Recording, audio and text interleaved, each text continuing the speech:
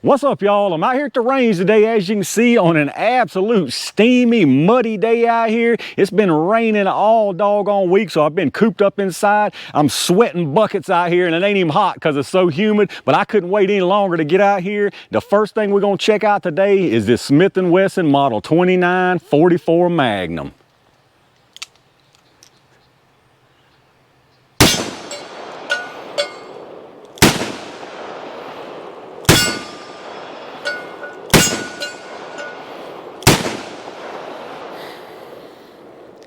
I know what you're thinking.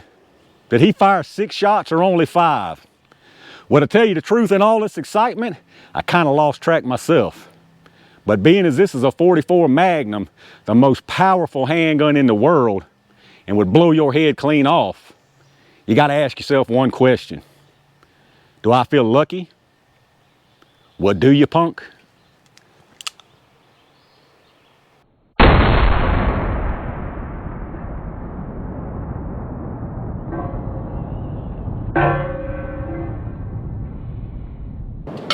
Unlike Harry, I saved one to finish the job.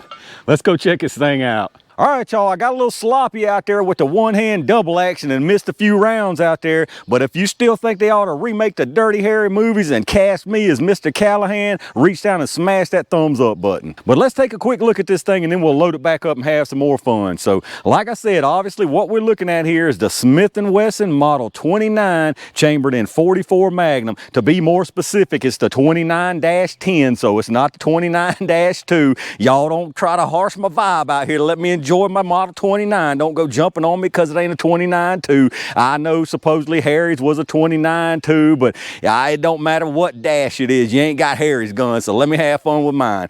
Either way, this thing is an absolutely beautiful revolver, y'all. Absolutely beautiful revolver. As you can see here, really, really nice bluing on this thing. It doesn't even do it justice, I'm sure, with the camera. I mean, this is like a mirror. It's absolutely like a mirror, and it's absolutely driving me nuts because all the oil on it. It's hard to keep the oil off this thing, but really, really nice finish. It's got the really nice Smith & Wesson roll marks on it, of course, the Smith & Wesson markings. On the other side now, I'll go in and show you the glaring thing that everybody hates is the old Hillary hole there on the 29-10, but I don't mind it, especially in bluing. You can barely even see it. Doesn't affect me whatsoever. Like I said, this thing is still a very, very nice revolver. You got a 6-round capacity there in your cylinder. It's a 6.5-inch barrel. Now they do have it, I believe it's a 4-inch, maybe 3 or 4. I think it's a 4-inch in this 44 Magnum also. Got a nice engraved one even, but I wanted the 6.5 because it is closest to Harry's correct size and all anyway, and it's basically the same exact form factor, so very, very close resemblance there.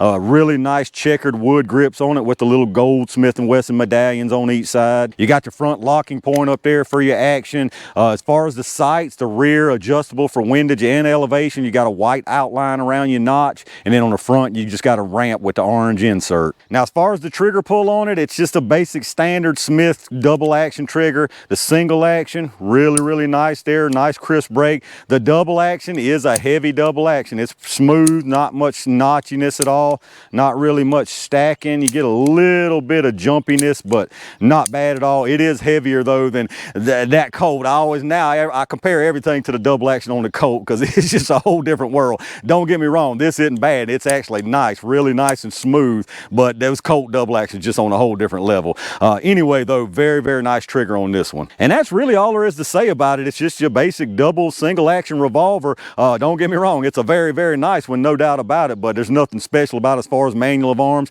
Now, what else it came with? Obviously it came with your blue box here, and they gave you this real fancy wooden case here. I'll show you inside. It's got the fancy lining on it so you can display it in there if you want. I doubt I'll ever use this thing. I mean, it's nice, don't get me wrong, but to me, this right here, I got this thing to have fun with, not to just put in a fancy blue box. So now if it was some really nice engraved or some kind of collector's limited edition, something like that, I might do it, but I'm starting to ramble on, so let's get back out there and have some fun. All I'm gonna do today, y'all know the drill, I'm just gonna do basic function testing on it, see where the point of impact is. As far as the ammo, I've got some PMC bronze here, 44 mag, 180 grain JHPs, some 240 grain JHP ammo inks, and I had some, just a little bit of this TMC. I only had 7 rounds that I brought actually, and after that first 6, I only got 1 round left. So I probably won't even bother with that. I just wanted to kind of get rid of the empty box. But we'll ring some steel and some boom booms, and I got some 2 liters and watermelons also that we'll have some fun with. All right, y'all, believe it or not, this is the same day within about 5 minutes of each other. The blue sky, sunshine's done moved in. By the time I could even get that last boom round off on the opening, it done changed like this.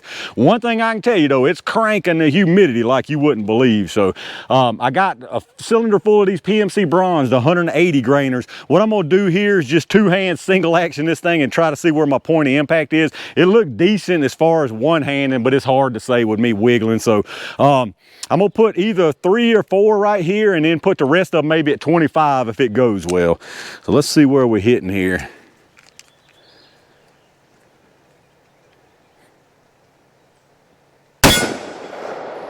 All right, low, I don't think that was me.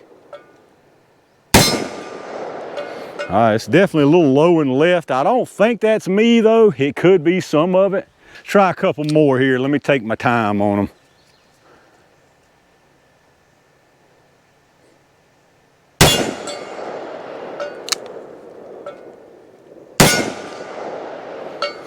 I mean, they all favoring kind of left. Let me go out to 25. I might even miss the target out at 25 if they are really that left. No, I got that one. I kind of tried to cheat it to the right, as you can see.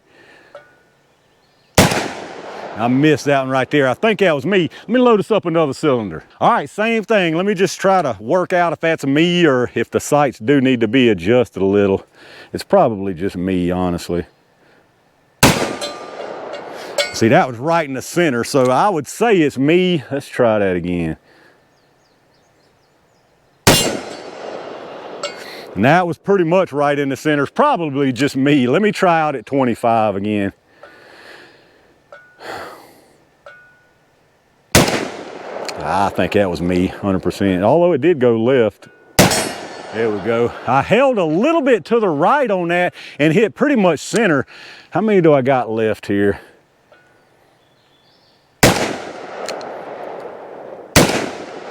I rushed that. I think that was it, wasn't it? Yeah, that was it right there. So I'm not sure if it's me or not. Let me load us up some more. All right, let's see if we can pop us a couple of 2 liters, y'all, and then I might actually set my bench up and run a couple rounds from the bag to see if it's me derping it up or if I need to do a little adjustment. I'm feeling a little rusty out here today, so it's probably me. For this right here, I've got that same 180 PMC bronze, and then I followed it up with that Ammo Inc. JHP to 240. So we'll do 1 at 180 and 1 at 240.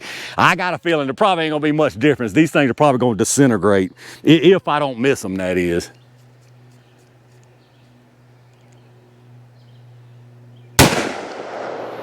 Yeah, and see, I was holding them pretty much right in the center on that.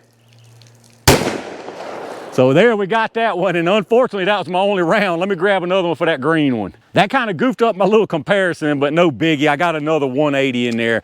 I almost want to cheat this to the right, but I'm gonna hold right in the center. I think this thing does need a little bit of adjustment. I don't think it's just me. Let's try.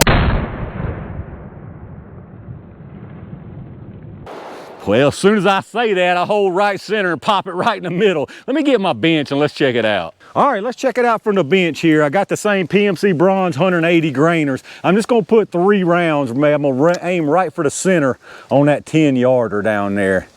See where we at. I got a feeling we're gonna be left a little bit.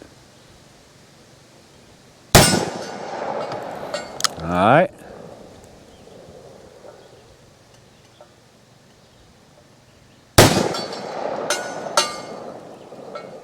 I think that one's right in the center at the bottom down there.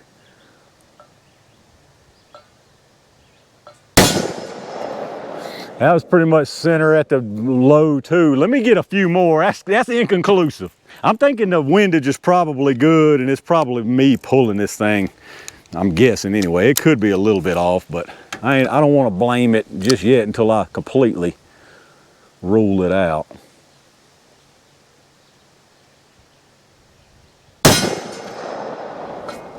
All right, that one was center again. That thing knocked my doggone ammo about half off the bench. This thing right here don't play. 44 Magnum is absolutely no joke, y'all. Let's try this again here.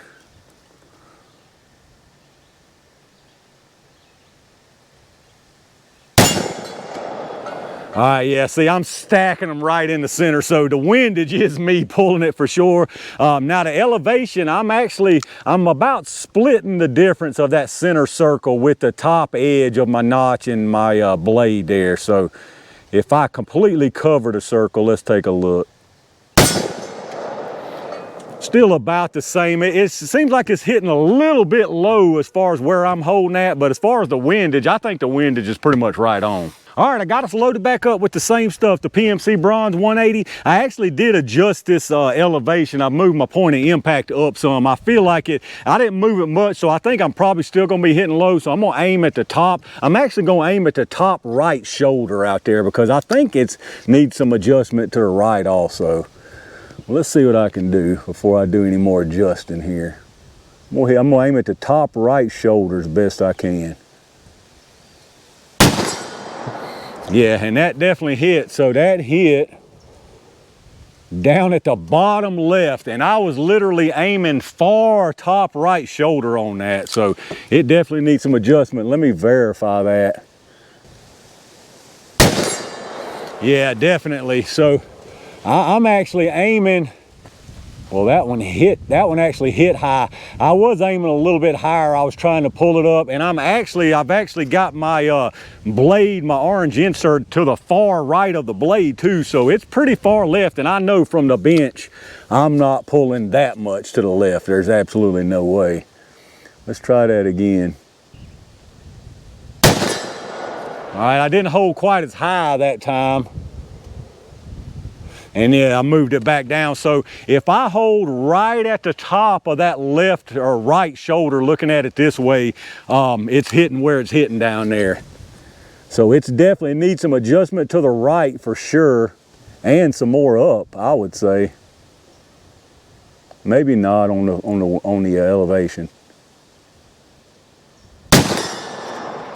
It should have been about the same, close to the same anyway. Yeah, that was more centered, so I probably wasn't as far to the right in my notch. How many was that? We got two more actually. That was only 4. Let's try to put these other 2 out there. Trying to just kind of guesstimate until I adjust this thing. I didn't hold that as far to the right either, so that should have been closer to the middle, and yeah, it was, I'm pretty sure. All right, we got one more. Let's send it on out there.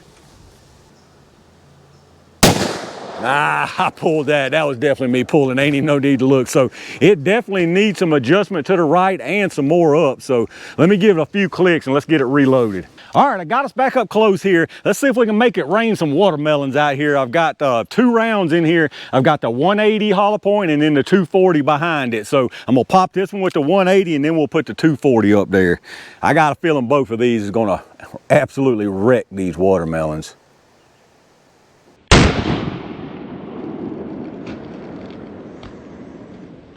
It would have wrecked it if I didn't just wing the thing. Well, on further inspection, I actually hit that thing pretty clean right there. It just didn't get a good pop for whatever reason. I put another 180 in here, so maybe I can try to finish that thing off and clean it up a little bit.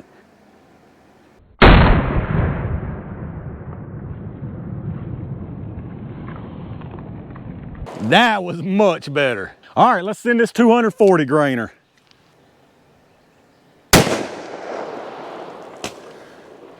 I definitely just winged that. All right, y'all, that was actually a pretty good lick on that one there too, but it just wasn't right in the center, so it didn't get that really nice big old pop on it. Let's see if I can finish this one off. I believe that's all we're gonna get out of it. All right, I almost forgot I wanted to test some of these 44 specials. I got 4 of these 44 specials loaded up. I'm gonna just run these right here at the 10-yarder on double action.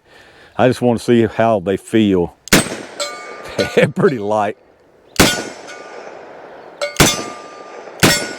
Yeah, definitely pretty light right there. All right, y'all, there ain't but one way to end this off with the old Dirty Harry special, and that's some boom boom time.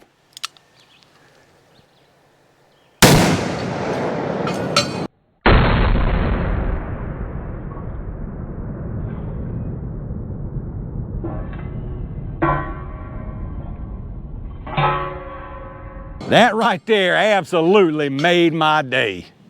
All right, y'all, I'm gonna call it right there for what was a lot of fun with this 44 Magnum Model 29. I think this thing is absolutely fantastic, ran flawless out here. I didn't expect anything less. As far as accuracy, if I did my job, it was plenty fine. Although I do, like I say, I'm gonna do some little more plinking out here in just a little bit and do some more adjusting, because I think it does need a little bit more elevation and a little bit more windage to the right. So I'll get that worked out. But like I say, other than that, I mean, this thing ran like a champ. But let me know what y'all think about it. Any of y'all out there have the Model 29s? Do you have the Dash 2 all the way up through the Dash 10? You got the 6.5, the shorter barrel one? Let me know what you got and let me know what your thoughts are on it. If you did enjoy the video, take a second and hit that thumbs up button, subscribe to the channel, and make sure you got your notifications turned on so when I upload stuff, you don't miss it. If you're doing some shopping, check out the affiliate links I got in the video description. Anything you buy after using any of those links down there, I get a kickback from them towards the channel, so I really appreciate that. Like always, I appreciate all my Range Gang members and every single one of y'all out there for supporting the channel the way y'all do. I've got another video planned for out here today. If I'd have known the weather was going to end up so nice out here, it's really swampy, but it's kind of decent weather-wise and got a little bit of a breeze.